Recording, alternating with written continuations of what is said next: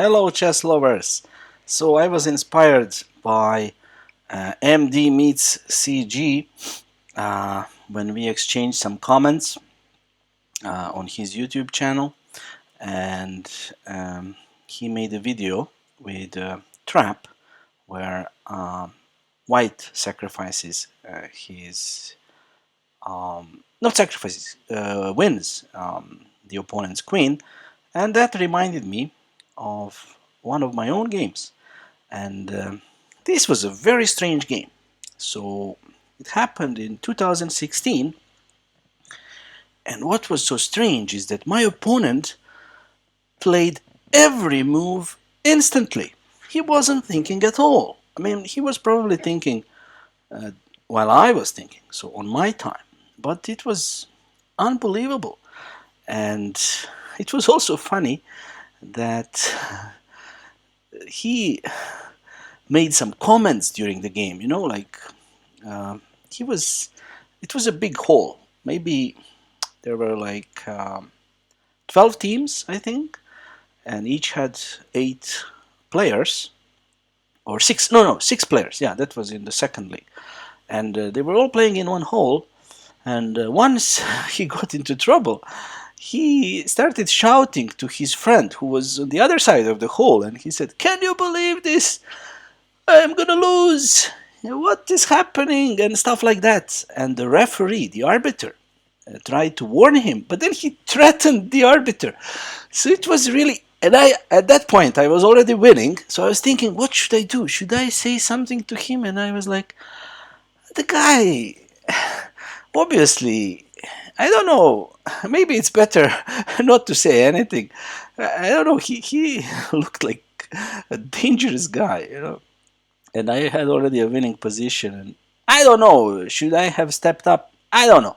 I just didn't feel like going into some conflict, so I kept quiet and finished the game. But let's look at what happened. So I was white, and I started with d4, and he instantly played d5, c4, c6, knight f3, bishop f5, and now I was like, okay, so he wants to take my knight, and I didn't know theory here, but I said, okay, I'm gonna let him if he wants.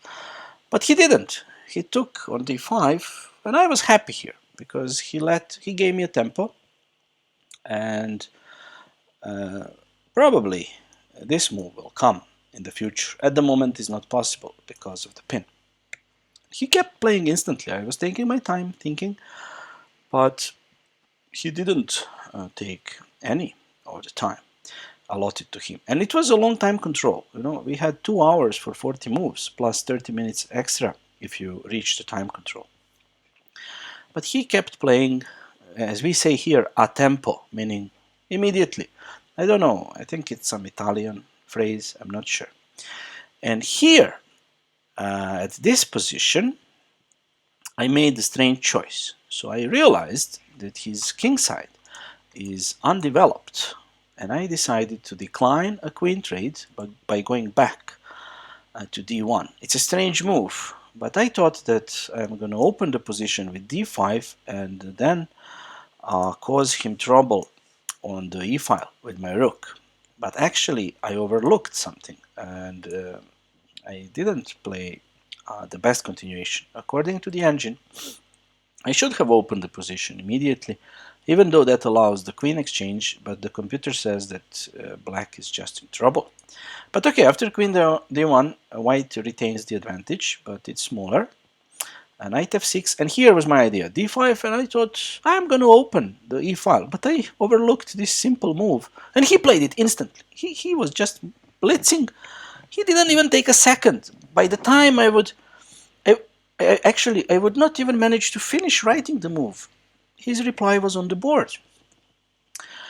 And he didn't play so badly either. I mean, it's not perfect play, but considering that I was thinking on each move and he was just blitzing, it's just amazing. So I took on c6, and here I took a long thing because I prepared a pawn sacrifice followed by a trap. And what amazed me is that after bishop e3, he took maybe 2 2 seconds. So instead of instantly replying, maybe he was surprised, because maybe he didn't expect that I'm going to leave this pawn undefended. And he captured here. And of course, this is not terrible, but how can you decide to capture so quickly? I mean, your opponent is thinking for 20 minutes and gives you a pawn, and you just take it. You just take it. I mean, did he foresee this? I don't know. And then I took a few more minutes just to check my previous calculation, and I played queen a4. And here, he didn't even take a second. As soon as I played queen a4, he captured my knight. But of course, this move is losing, because I wouldn't blunder a knight just like this in a classical game. I mean, I had a lot of time. I was thinking. And once I played queen c6, that's when he started to shout. That's when he started, because now he realized that he's lost, because his rook is attacked and his queen is attacked with this x-ray. So he has to lose material. And now he started calling his friend and shouting, "Can you imagine what's happening? What are they doing to me?" And some crazy man in a chess hall shouting like this. So anyway, the game finished off quickly, and now he started to think, that's amazing. So he started to think now, when he realized that he's lost, he started to spend maybe a minute or two on each move, which is amazing. I mean, I cannot understand this psychology, this mentality. I don't understand it. So you're blitzing out every move, and then once you realize that you're lost, then you start thinking. I don't get it. So he took on e4, saving the rook, but now the queen falls. So there was no way for him to save himself, because he needs to take care of the queen. And if he does that, then I'll just take a rook. And I have an exchange and plus the attack. So it's not good. So he did this, and of course I took on f7, and I took his queen. I could have interposed knight g5 to not allow this trade, but I didn't mind it, because I thought I might use the g file.